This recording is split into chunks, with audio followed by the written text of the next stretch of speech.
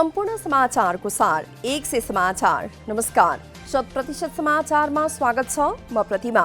सुरु गरौं 100% समाचार। नेपाली युवाहरूका रचनात्मक सुझावलाई सरकारले ग्रहण गर्ने प्रधानमन्त्री केपी शर्मा ओलीको भनाई। प्रधानमन्त्री ओलीद्वारा नेपाली युवाहरूका विजन अन्य मुलुकका लागि प्रेरणादायी भएको जिकिर। अन्तर्राष्ट्रिय युवा दिवसका अवसरमा राष्ट्रिय युवा परिषदले आयोजना गरेको भर्चुअल कार्यक्रमलाई सम्बोधन गर्दै ओलीद्वारा युवाहरूको सृजनात्मक र राम्रा विषयवस्तुलाई सरकारले ग्रहण गर्ने भनाई। युवाहरूको सीप क्षमता विकास गर्न सरकारले नीति योजना बनाएर काम गरिरहेको प्रधानमन्त्री ओलीको दावी। आगामी दिनमा रोजगारीका लागि कोही नेपाली बाध्यताले विदेशिनु नपर्ने प्रधानमन्त्री ओलीको उद्घोष। देशलाई सुशासनपूर्ण विकासको रूपमा अगाडि लैजानुपर्ने आवश्यकता रहेको भन्दै देशलाई समृद्धिको यात्रामा अगाडि बढाउने कार्यमा सहयोग गर्न युवाहरूलाई आग्रह। स्ट्रिप नक्साको अध्ययन गरी सत्य तथ्य जानकारी गराउन संसदीय समितिले सरकारलाई दियो निर्देशन। देशका विभिन्न क्षेत्रका सीमावर्ती जिल्लामा तयार पारेको स्ट्रिप नक्सा र सीमा सम्बन्धमा अध्ययन गरी जानकारी गराउन प्रतिनिधि सभाको राज्य व्यवस्था तथा सुशासन समितिको सरकारलाई निर्देशन। सीमा क्षेत्रमा नापी भएका जग्गाहरूको लाल पूर्जा अहिलेसम्म पनि प्राप्त नभएको जनगुनासो आएकाले तत्काल जग्गा धनीलाई लाल पूर्जा दिने व्यवस्था मिलाउन पनि सरकारलाई समितिको निर्देशन। समितिले सीमा सम्बन्धमा दुई देशबीच क्लोज सेसनमा बस्ने बेलामा कुनै कसर बाँकी नराख्ने गरी सत्य तथ्यका आधारमा अगाडि बढ्ने रणनीति तयार पार्ने र त्यस सम्बन्धी जानकारी समितिलाई गराउन समेत निर्देशन। कोभिड-19 को संक्रमणलाई मध्यनजर गरी सीमावर्ती क्षेत्रमा नेपाल प्रवेश गर्न तोकिएका नाकाहरूमा कडाइका साथ चेक जाँच गर्न पनि समितिको निर्देशन। सीमा नाकाहरूबाट आवतजावत गर्ने नागरिकहरूको पहिचान खुल्ने परिचय पत्रको आधारमा अनिवार्य अभिलेख राख्न र सबैको पीसीआर परीक्षण गर्ने व्यवस्था मिलाउन समेत समितिद्वारा निर्देशन। पार्टी सभापति देउबामा विधान मिच्दा बहादुर हुन्छु भन्ने मानसिकता रहेको नेपाली कांग्रेसका वरिष्ठ नेता रामचन्द्र पौडेलको टिप्पणी। विधान मिचेर पटक पटक विभागहरू गठन गरेको सम्बन्धमा सभापति देउबालाई ध्यानाकर्षण गराउँदा समेत अटेर गरी बसेको पौडेलको आरोप। वहाँमा विधान जति मिच्न सक्यो त्यति बहादुर र बलवान ठहर्छु भन्ने मानसिकता रहेको पाइएको पौडेलको दावी।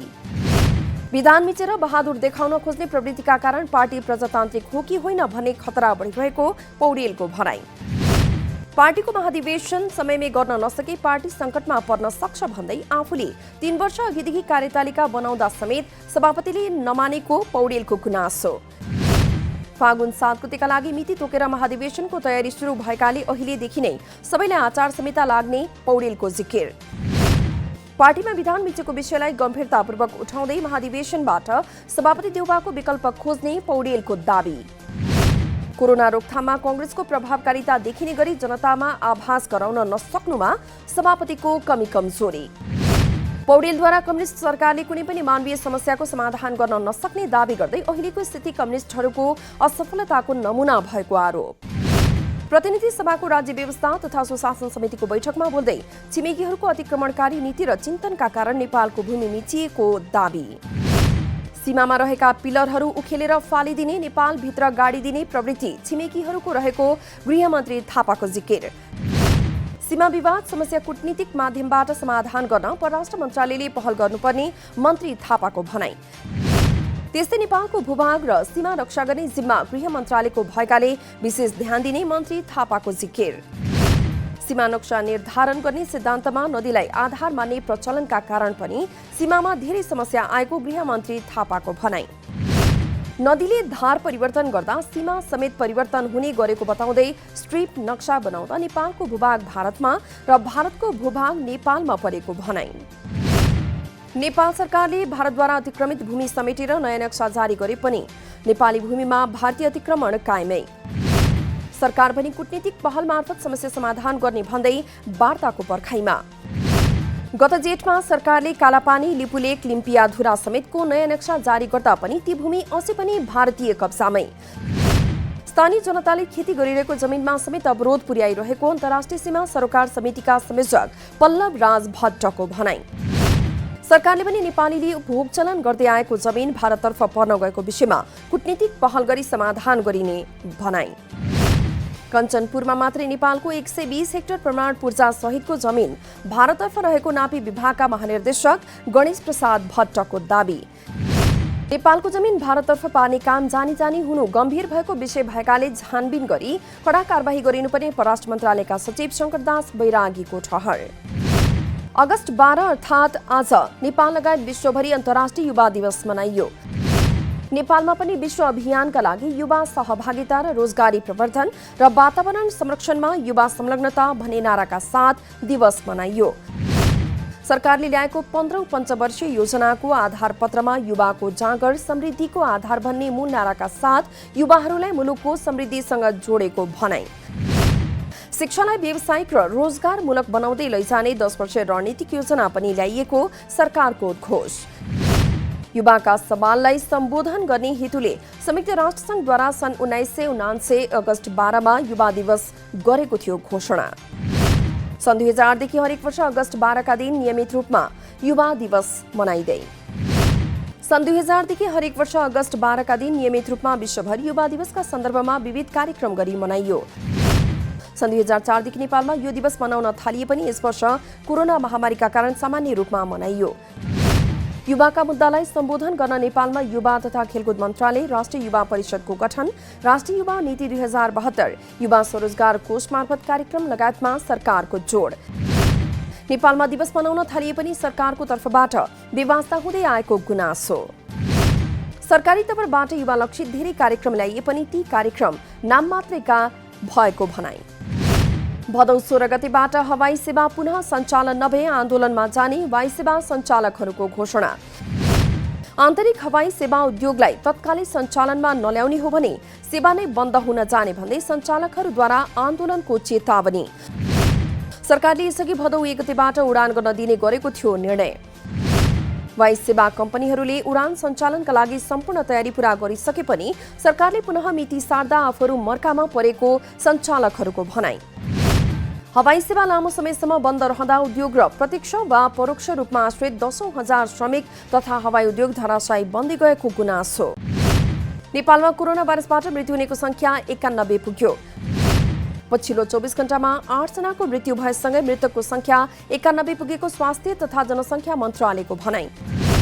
मृत्यु हुनेमा काठमाडौँ टेकुकी 78 वर्षीय महिला, धादिङ नीलकण्ठका 32 वर्षीय पुरुष, धनुषा जनकपुरका 71 वर्षीय पुरुष, धनुषा जनकपुरकै 38 वर्षीय महिला, त्यस्तै सप्तरी डाकनेश्वरीका 72 वर्षीय पुरुष, मोरङ बुढीगङ्गाका 55 वर्षीय पुरुष, कपिलवस्तु तौलिहवाका 42 वर्षीय पुरुष र बाराकलैयाका 75 वर्षीय पुरुष। पछिल्लो 24 घण्टामा 484 जना नयाँ संक्रमित थपिए।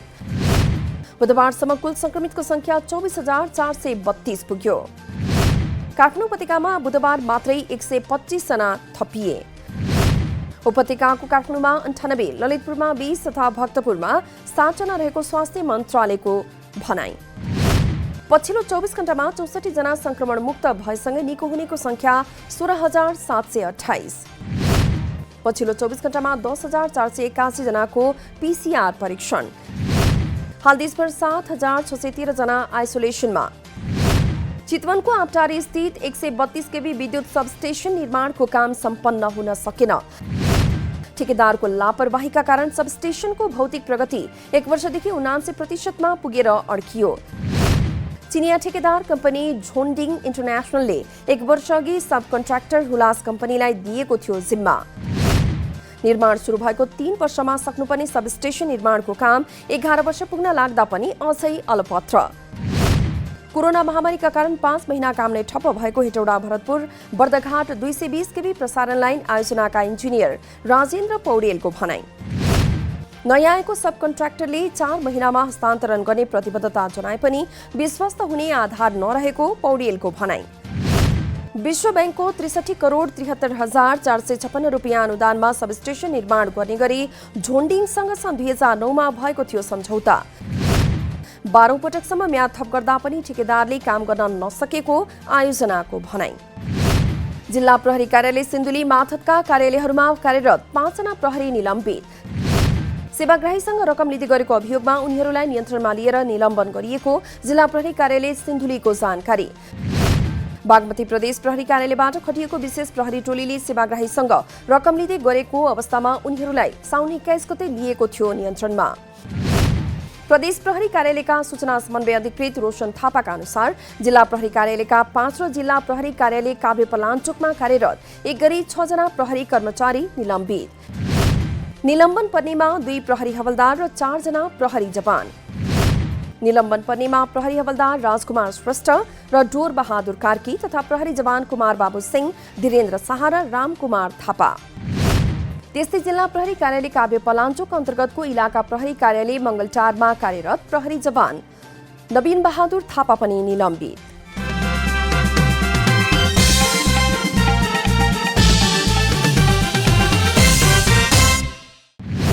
मदिराले समाजमा विकृति बढ्न थालेपछि डडेलधुराका स्थानीय तहले आफ्ना गाउँपालिकालाई मदिरा निषेधित क्षेत्र घोषणा गर्न थाले।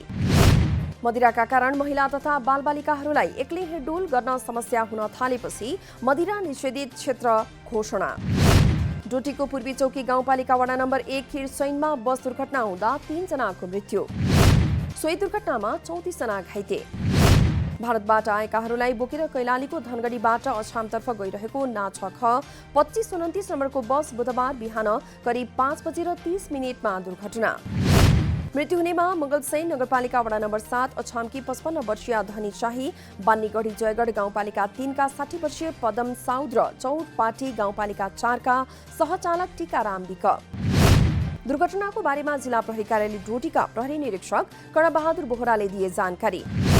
दुर्घटनामा पनि कैलालीको गोदावरी नगरपालिका 2 अतरिया घर भएका बस चालक हिमबहादुर खत्री सहित 34 जना घाइते। घाइतेहरूको डोटी जिल्ला अस्पतालमा उपचार हुँदै। घाइतेहरूमध्ये 12 जनाको अवस्था गम्भीर रहेको अस्पतालले गरायो जानकारी। बाँकेको नेपालगञ्ज स्थित भेरी अस्पतालको पीसीआर परीक्षण गर्ने प्रयोगशालाको क्षमता दोब्बर बनाइयो। स्वचालित आरएनए एक्सट्र्याक्सन जडान भएपछि दैनिक 5 देखि 600 सम्म नमुनाको रिपोर्ट जाँच गर्न सकिने। राष्ट्रिय ललित कला प्रदर्शनी 2077 सम्पन्न। देशका कुना कुनामा लुकेर रहेका प्रतिभाहरूलाई उजागर गर्न प्रदर्शनी सहयोगी बनेको आयोजकको दावी।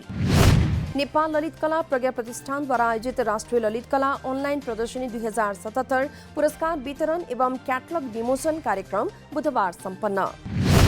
प्रत्येक वर्ष वैशाखमा आयोजना हुने कार्यक्रम कोरोना महामारीका कारण यस वर्ष साउन अन्तिममा गरियो आयोजना। प्रतिष्ठानले यस वर्ष फरक शैली अपनाउँदै प्रविधिको प्रयोग मार्फत अनलाइन प्रदर्शनी सम्पन्न। 525 वटा चित्रकला प्रदर्शनीमा समावेश। प्रदर्शनीमा 34 कलाकारलाई पुरस्कृत। भारतको बेंगलोरमा भएको प्रदर्शनका क्रममा प्रहरीको गोली लागि 3 जनाको मृत्यु। बेंगलोरको पुलिकेशी नगरका कांग्रेस सांसद अखण्ड श्रीनिवास मूर्तिका नातेदारले धार्मिक आस्थामा ठेस पुग्ने गरी सामाजिक सञ्जालमा स्ट्याटस पोस्ट गरेपछि प्रदर्शन। स्थिति नियन्त्रणमा लिन प्रहरीले गोली चलाउँदा 3 जनाको मृत्यु। झडपमा केही सुरक्षाकर्मी र दर्जन प्रदर्शनकारी घाइते भएको जानकारी। स्ट्याटस पोस्ट गर्ने व्यक्तिलाई नियन्त्रणमा लिएर अनुसन्धान सुरु। 100% समाचार अहिलेलाई यति नै। जनताद्वारा जनताका लागि प्रसारित जनता टेलिभिजनका कार्यक्रमहरू युट्युब, ट्विटर, फेसबुक र हाम्रो वेबसाइट जनतासमाचार.com मा पनि पढ्न र हेर्न सक्नुहुनेछ। सूचनामा तपाईको सहभागिता, समयमा समाचार हाम्रो प्रतिबद्धता। नमस्कार।